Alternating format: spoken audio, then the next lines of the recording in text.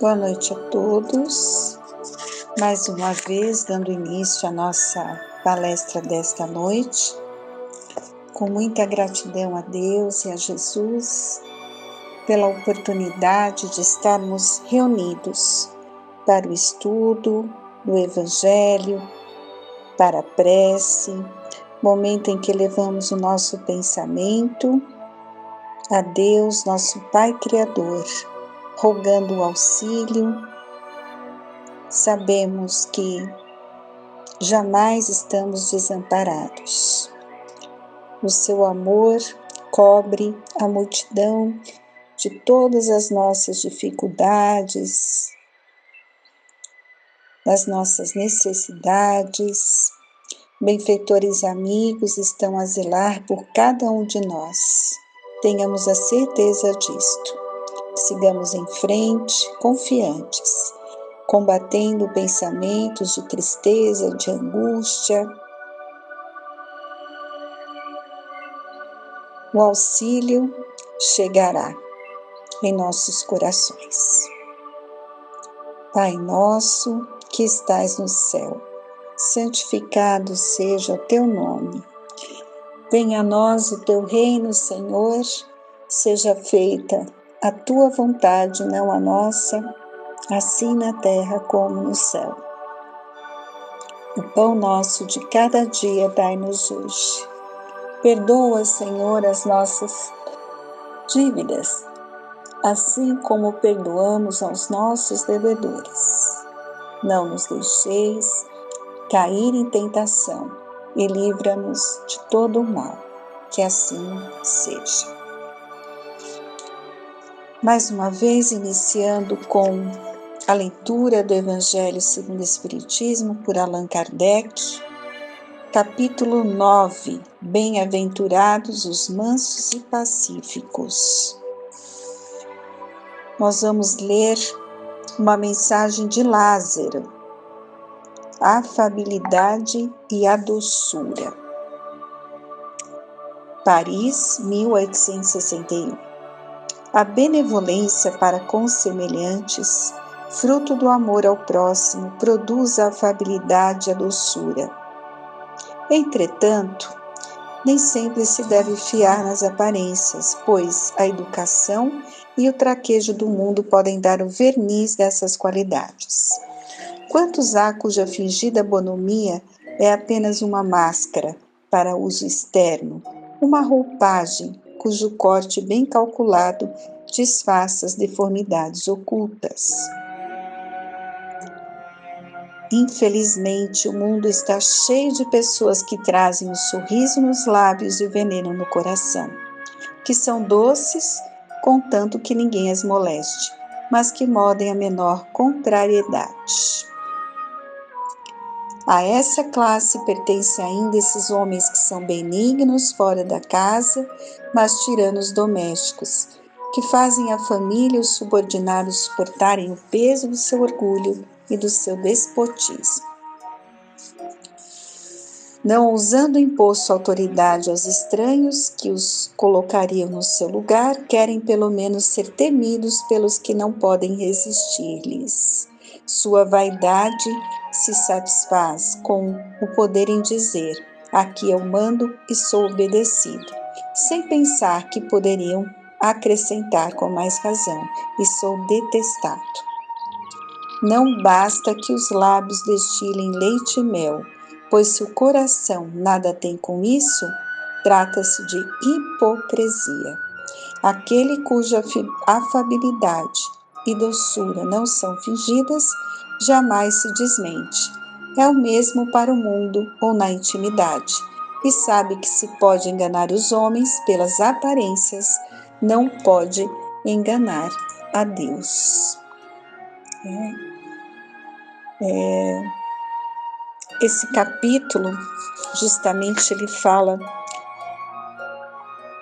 sobre injúrias, violências, afabilidade, a doçura, a paciência, obediência e resignação, cólera, temas, do coração humano, do comportamento ainda de todos nós que somos imperfeitos. A afabilidade e a doçura que nos está falando aqui o Evangelho nos convoca a uma grave reflexão. Reflexão esta no sentido de que nessas palavras Jesus está nos dando uma metodologia de bem viver na Terra e nos mostrando o quanto podemos aliviar as nossas dificuldades e necessidades, aprendendo com Ele, com o nosso Mestre, né? A desenvolver em nossas almas esse conjunto de qualidades que formam uma virtude, a virtude da mansuetude e de brandura. No capítulo 17 do Evangelho, cujo título é Sede Perfeitos, no item que fala da virtude, ele nos fala justamente isso, né? Que é um conjunto de qualidades. Então, certamente, um ser afável e doce muito conseguirá na conquista de bem conviver com todo mundo. Todos nós gostamos de ser bem tratados.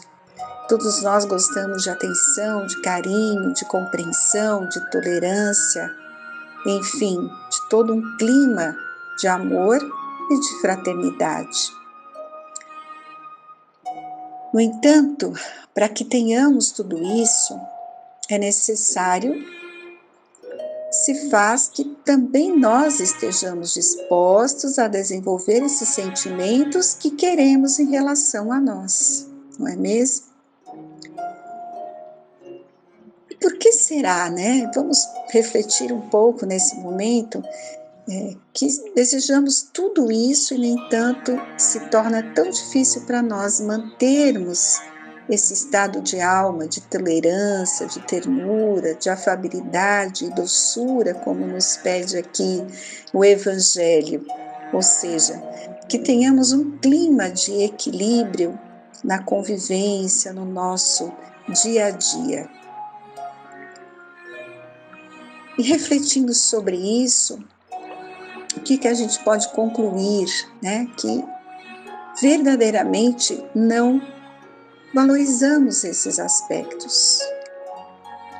Eles ainda não fazem parte das nossas verdadeiras aspirações, porque a partir do momento em que tivermos como objetivo, né, o desenvolvimento de uma vida interna rica, certamente conseguiremos movimentar a nossa alma, as nossas emoções, não é?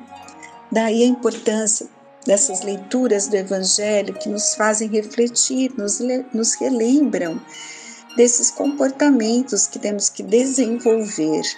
E isso é no nosso dia a dia, com as pessoas que convivem conosco. E se buscarmos essas leituras, se pedirmos em nossas preces a força, a coragem para combater em nós a vaidade, o orgulho, o egoísmo, porque é isso que nos faz não ter esse tipo de atitude agradável, né, com relação ao nosso próximo, receberemos da espiritualidade amiga que nos acompanha o tempo todo no nosso projeto reencarnatório, né? Os recursos necessários para que possamos desenvolver esses sentimentos, que fazem parte do nosso eu profundo, mas que ficam ali soterrados, né? Pelos condicionamentos do mundo, por emoções do cotidiano, pelas imperfeições que trazemos de muito tempo. Mas cada encarnação a gente vem para vencer, para combater, para nos transformar, né? Devemos cultivar esses sentimentos para facilitar a nossa convivência uns com os outros.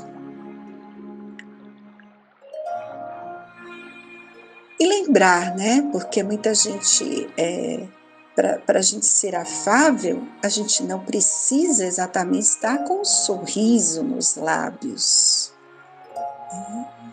Tudo isso que Jesus nos fala aí no Evangelho está no movimento da nossa alma, no dinamismo das nossas emoções. Tem um livro, Mãos de Luz, que a autora, ela nos fala do nosso campo emocional, né? Toda essa questão espiritual nossa, ela veio para ser utilizada, para ser ampliada, e quanto mais nós damos amor, quanto mais trabalhamos no bem, mais esse campo emocional se dilata. E como resultado, nos sentimos plenos, porque está se processando o dinamismo das nossas emoções. Então, quem se preocupa com o próximo, quem tem compaixão verdadeiramente das pessoas, quem trata bem as pessoas, por isso que Jesus com certeza nos falou que fora da caridade não há salvação, porque esse é o caminho. Tudo isso nós estamos trabalhando, alimentando o nosso campo emocional, as nossas almas, e isso nos traz esse sentimento de paz e de plenitude. E se não agirmos assim, se ficarmos intolerantes, incompreensíveis, impacientes, o nosso campo emocional ele se atrofia por ser contrário ao seu mecanismo natural, né? E será expressado na forma de carência.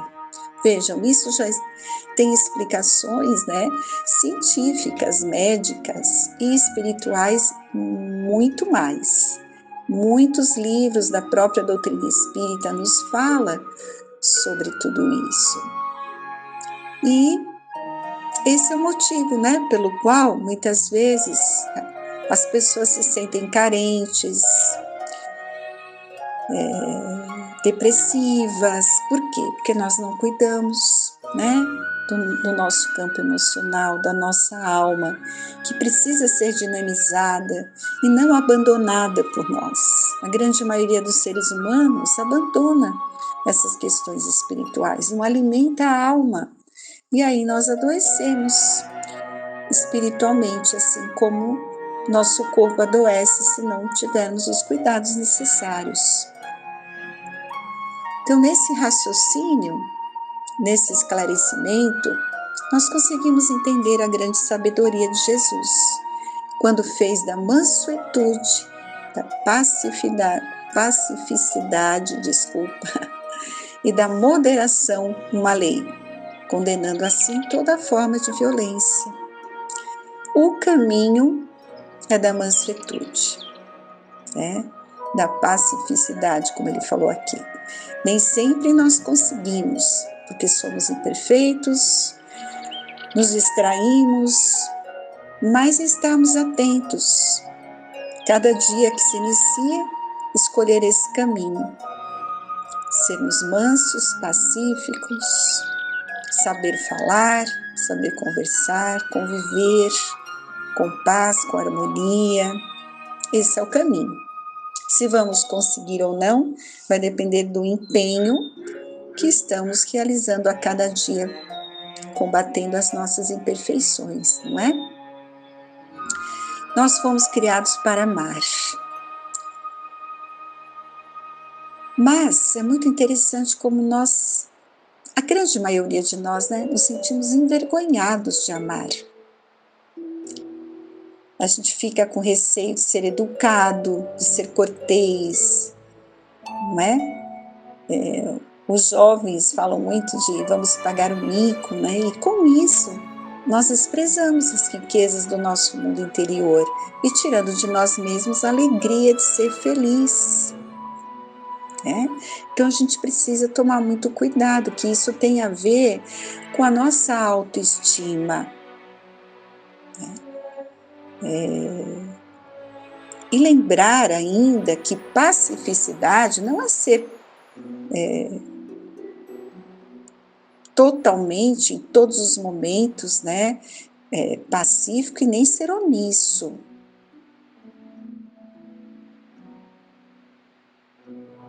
Então a gente precisa entender o que significa, né, a passividade. Confundimos muito a sensibilidade com a suscetibilidade, a humildade com o servilismo. Então a gente precisa tomar muito cuidado, não é isso que o Evangelho nos ensina. Colocamos tudo isso para que a gente possa refletir nesse momento, né? Que muitas vezes os conceitos divinos não coincidem com os conceitos humanos e é preciso que tudo esteja muito claro em nossa mente, para que possamos trabalhar esses conceitos e depois administrarmos com equilíbrio as nossas emoções, que mais tarde se tornarão sentimentos. E o universo está aí, nos convidando a trabalhar. É o universo da nossa alma, sob a direção e os preceitos do Mestre Jesus em nossas vidas. Então, tudo isso nos mostra a grande necessidade do autoconhecimento, porque não basta conhecermos esse código divino se não sabemos como dinamizá-lo, não é mesmo? Em nós, no nosso dia a dia, na relação conosco e na relação com o outro. Então é muito importante identificarmos quem somos, o que sentimos, o que pensamos. É fundamental para que possamos processar em nós essa grande transformação, que certamente se dará mais cedo ou mais tarde, querendo ou não, né? Já sabemos disso. Somos espíritos em evolução, nossa meta é nos tornarmos espíritos puros. E essa transformação ela vai acontecer. O tempo que vai durar, cada um dependendo do esforço que está praticando no dia a dia. Cada encarnação nos é dada a oportunidade. O esforço e a escolha é de cada um. Que Deus possa nos ajudar sempre. Que esse Pai amoroso ele possa iluminar as nossas mentes e que possamos buscar sempre na prece os recursos espirituais que vão dilatar a nossa mente, para que possamos aprender ideias e ideais, entender o verdadeiro significado das nossas vidas e pedirmos sempre ajuda a todos os benfeitores amigos, ao nosso espírito protetor que nos acompanha durante toda a encarnação, para que possamos enxergar com coragem, sem culpa, sem medo, aquilo de que necessitamos ver para processarmos a tarefa da nossa transformação, não é mesmo? É isso que devemos pedir a Deus, que possamos nos conhecer, admitir aquilo que temos que modificar em nós. É esse o caminho da nossa transformação. Então, orar, refletir, meditar, usando os recursos, né, da determinação, com o objetivo de alcançarmos esse grande empreendimento que é a nossa transformação, a nossa evolução. E com certeza os resultados, né, os efeitos serão muito benéficos, sentiremos alegria e paz em nossos corações. Lembrando, mais uma vez, né, da questão do Livro dos Espíritos, a questão 919, onde Santo Agostinho nos dá uma metodologia e os passos de como fazer isso, que é o conhecimento de si mesmo. Que possamos reler sempre esta questão com atenção. E ali nós temos tudo o que precisamos para começar esse trabalho do nosso progresso e da nossa renovação. E pedir muita força, muita coragem, para que a gente consiga agir de acordo com o que nos pede o Evangelho, sempre, né? No Evangelho, no capítulo 5, nós temos a colocação das causas atuais das aflições, né? E quantas angústias nós criamos devido à nossa forma de proceder, pela nossa imprudência e imprevidências, não é mesmo? Então, a grande maioria dos nossos sofrimentos são criados por nós. Passamos muito tempo analisando o outro, exigindo do outro, impondo ao outro e esquecemos de cultivar o nosso universo interior. Então, que essas reflexões nos façam compreender que precisamos nos conhecer, combater em nós essas imperfeições e colocar em prática todos esses ensinamentos tão valiosos que o nosso Mestre Maior Jesus nos deixou. Fica assim a nossa reflexão da noite. Fiquem todos com Deus e daremos continuidade à segunda parte da nossa palestra.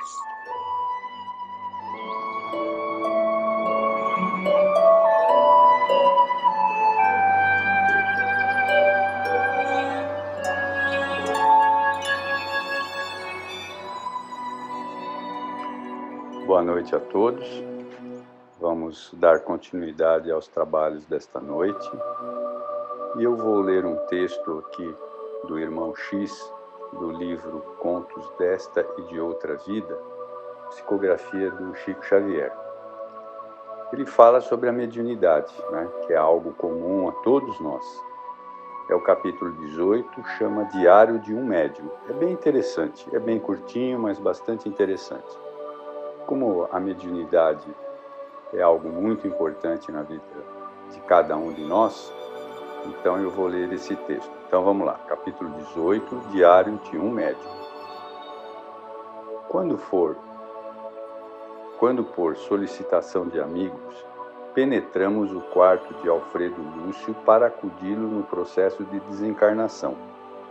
O diário que o tempo amarelava estava aberto e podíamos ler em trechos curtos a história da sua experiência. Então, eles, por solicitação de amigos no plano espiritual, entraram no quarto do Alfredo Lúcio porque ele estava num processo de desencarnação. E aí eles perceberam um diário bem amarelado nesse quarto. E eles começaram a ler. E aí coloco a primeira data, 22 de outubro de 1923. Nesta noite inesquecível, faço minha profissão de fé. Acompanhei reunião íntima no Centro Espírita Vicente de Paulo, na Rua Tavares Guerra, 74, aqui no Rio, e pude ouvir a palavra de minha mãe, que eu supunha morta. Ela mesma falava-me pelo médium como se estivéssemos em nossa casa no Meier. Chorei muito. Estou transformado. Sou agora espírita. Peço a Deus me abençoe os votos solenes de trabalhar pela grande causa. Então, ele, com essa situação que ele viu lá no centro espírita, a mãe dele conversando com ele se tornou espírita. 23 de outubro, ainda 1923. Tentei a mediunidade escrevente e consegui. Maravilhoso. A ideia me escorria da cabeça com a mesma rapidez com que a frase escrita me saía da mão. Recebi confortadora mensagem assinada por Dona Amélia Hartley Antunes Maciel, a baronesa de Três Cerros, que foi companheira de infância da minha mãe. Aconselhou-me a aperfeiçoar a mediunidade a fim de cooperar na evangelização do povo. Sim, obedecerei. Então veja, toda mediunidade ela tem esse objetivo, né? Além de nos modificar, né? Porque nós, estudando a doutrina espírita sistematicamente, nós nos modificamos, deixamos de ser aqueles espíritos velhos de séculos e começamos a ter uma mentalidade nova, uma mentalidade mais voltada para Deus e para o universo. E também a evangelização, né? Evangelização do nosso planeta. Essa é uma das possibilidades que o médium tem, auxiliar a evangelização do povo aqui na Terra. Mas vamos lá. 24 de outubro, ainda 1923. Eles estão lendo, né, esse diário, para vocês não esquecerem. Procurei o confrade, Sr. Augusto Ramos, da diretoria do Vicente de Paulo, que era um centro espírita, na Ponta do Caju, e falei-lhe dos meus planos. Encorajou-me. Foi para mim valioso entendimento espiritual. Quero servir. 25 de outubro, ainda 1923. Congreguei vários irmãos no centro, em animada conversação sobre os desastres morais. A imprensa está repleta de casos tristes, suicídios, homicídios. Comentamos o imperativo da mediunidade apostólica.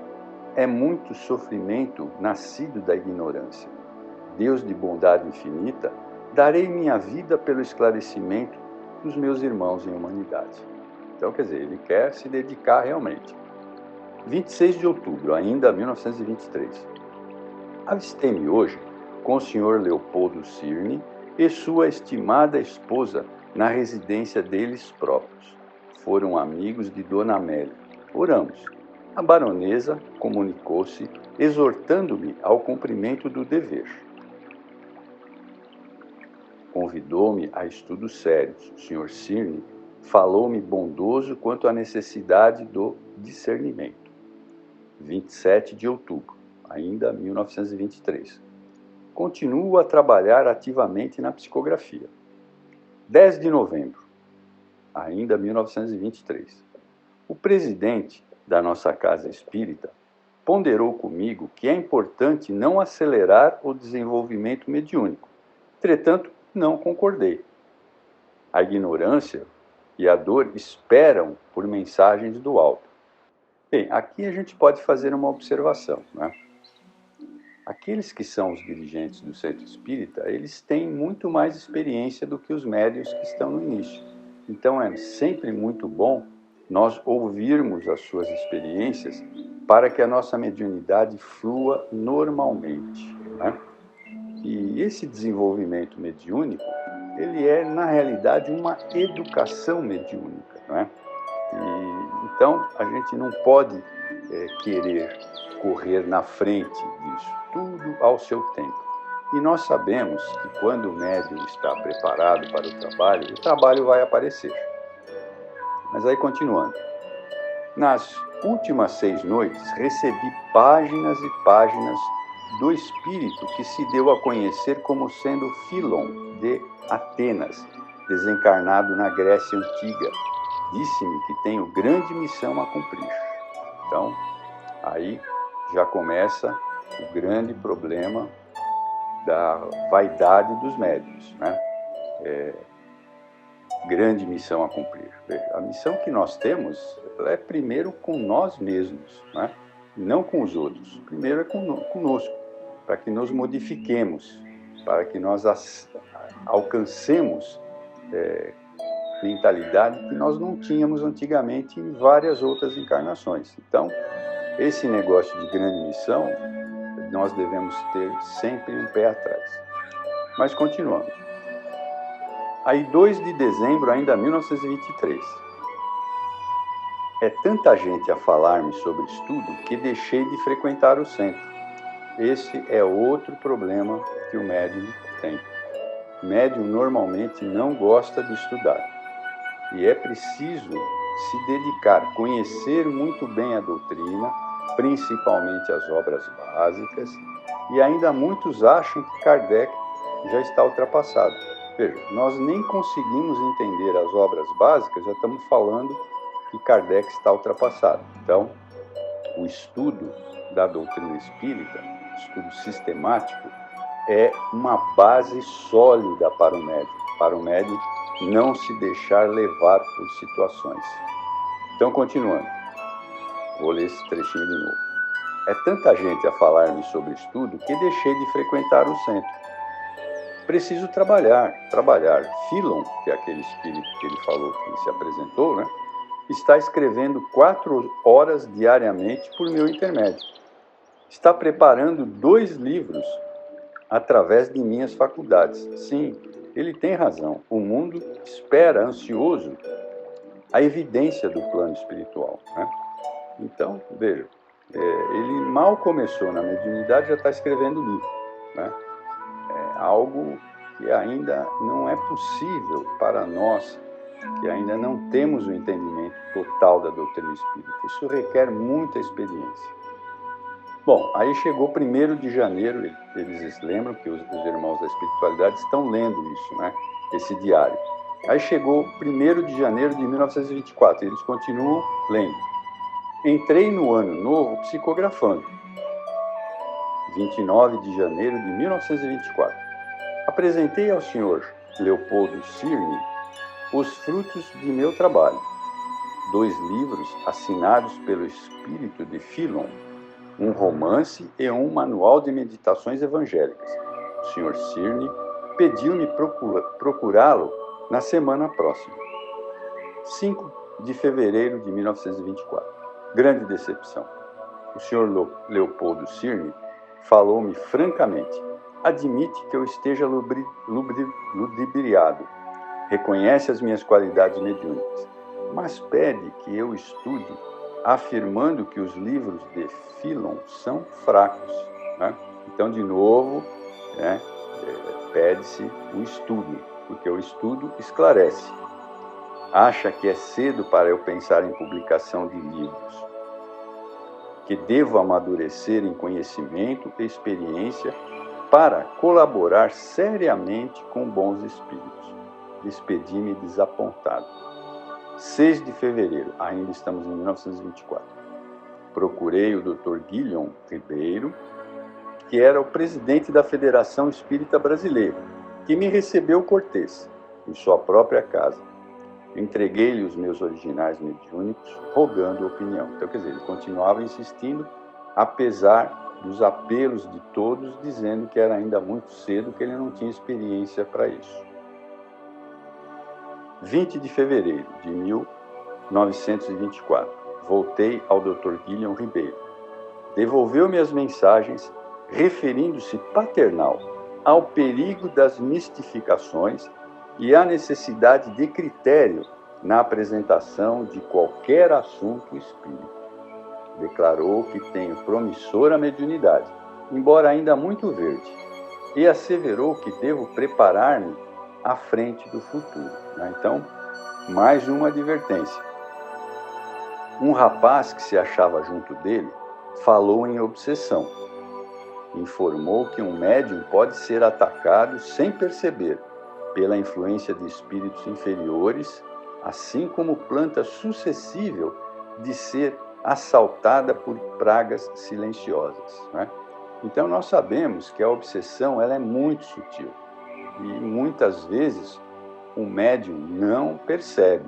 Por isso, devemos dar ouvidos àqueles mais experientes que nos falam a respeito disso, porque assim, se ouvirmos esses médiuns mais experientes, não entraremos nesse processo. Porque, via de regra, aquele que está obsediado nunca admite a obsessão. Compreendi claramente que o moço me considerava obsediado, uma ofensa. Saí revoltado, começo a desiludir-me. 4 de fevereiro, ainda 1924. Estou desolado. Ouvi hoje o senhor Inácio Bittencourt, pela 4ª vez numa semana. Já tenho 4 novos livros do espírito de Philon. Mas o senhor Bittencourt, que os leu, está do contra. Recomendou-me estudo. Deu-me conselhos. Parece que o homenzinho quer entrar em minha vida. Falou-me em reforma íntima, como se eu fosse um criminoso em regeneração. Então, quer dizer, ele continua insistindo em não ouvir os médiuns mais experientes. 6 de abril de ainda 1924. Conversei com Dona Ritília, médium experiente, em casa de Dona Francisca de Souza, depois de reunião familiar. Naquela época ainda não havia centros espíritas como nós conhecemos hoje. Então, era muito comum reuniões na casa de pessoas, né? Parece que ela me viu na conta de uma pessoa irresponsável, pois ofereceu-me longa lista de instruções explicando que preciso reajustar-me. E falou também na necessidade do estudo. Então, veja, novamente, o estudo.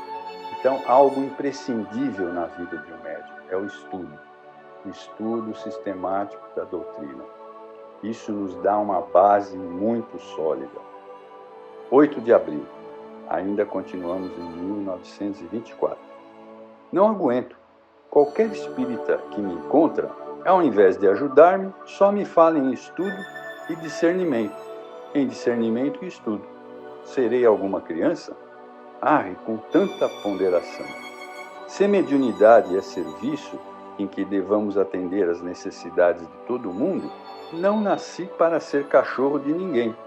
Todos os espíritas se julgam com o direito de me advertir e reprovar. Sou um homem sensível, não posso mais. Né? Então vejam, todos nós que temos mediunidade, temos que raciocinar para que não cometamos esses erros. Né? Kardec sempre falou isso. Raciocinar para que nós não cometamos erros. Raciocinar à luz da razão. Isso é que nós temos que fazer. Isso é razoável, que estão me pedindo no plano espiritual? Nós não podemos deixar-nos envolver por qualquer situação. Sempre devemos questionar as coisas e pedir opinião de outros médiuns mais experientes. No nosso caso hoje, na Casa Fabiano, nós temos as orientações. Na questão dos estudos, nós temos os grupos de estudo. Então, ninguém pode falar que não tem ajuda. Todos podem participar dessas situações. E o médium não precisa ficar constrangido porque ele está indo para uma orientação ou porque ele está sendo assediado. Isso é comum entre nós médiuns. O assédio é muito grande. Mas vamos lá, continuando. Via-se que o livro de notas fora abandonado por muitos anos. Entretanto, logo em seguida, aos apontamentos mencionados, estava escrito em tinta fresca. Então, quer dizer, a última coisa que eles leram nesse diário era 8 de abril de 1924. E agora eles estavam lendo 6 de setembro de 1959. Ó amado Jesus, quero abraçar agora a luz da mediunidade de que desertei há mais de 30 anos. Quero cumprir a minha tarefa, Senhor. Perdoa-me o tempo perdido. Dá-me algum tempo mais. Preciso de mais tempo, mestre. Socorra-me. Levanta-me as forças. Prometo servir a verdade durante o resto da minha vida. Quer dizer, passaram-se 30 anos para ele entender. Mas o veículo orgânico de Alfredo Lúcio não conseguira esperar pela consecução, pois, fim da nossa rápida leitura, mal tivemos tempo para ajudá-lo a sair do corpo, cujos olhos, com gestos, se fecharam pesadamente para o sono da morte. Então, quer dizer, fica aí esse texto para que nós possamos entender que a mediunidade ela é muito importante na nossa vida. Todos nós somos médiuns, né? Uns mais com missões de trabalho, mas todos somos médiuns. Então, nós precisamos aproveitar essa mediunidade, porque nós imploramos para tê-la, porque sabemos que o mundo está mudando, a regeneração está chegando. Então, os médiuns pedem no plano espiritual antes de reencarnar, a mediunidade, para que eles possam se modificar e para que eles possam auxiliar muitas pessoas, porque não teriam tempo de se reconciliar com cada um daqueles que nós arruinamos as vidas. Então, a mediunidade é muito importante. Devemos levar ela a sério, estudando e fazendo as coisas conforme Jesus nos ensinou. É muito difícil, eu sei disso, né? Mas nós devemos nos esforçar, porque muitos amigos na espiritualidade torcem por nós, mas muitos inimigos que fizemos vão torcer ao contrário. E nós não podemos, sabendo disso, deixarmos que isso aconteça, né? Ninguém precisa virar santo, mas se nós entendermos a doutrina espírita, podemos pautar por ela e seguir os ensinamentos. Eu agradeço a todos, desejo a todos um bom final de semana, que o Mestre Jesus possa abraçar a cada um de nós, dando-nos força e luz para que continuemos a nossa jornada na Terra. Que o Mestre nos abençoe e esteja sempre ao nosso lado. Muito obrigado, boa noite e um bom final de semana a todos.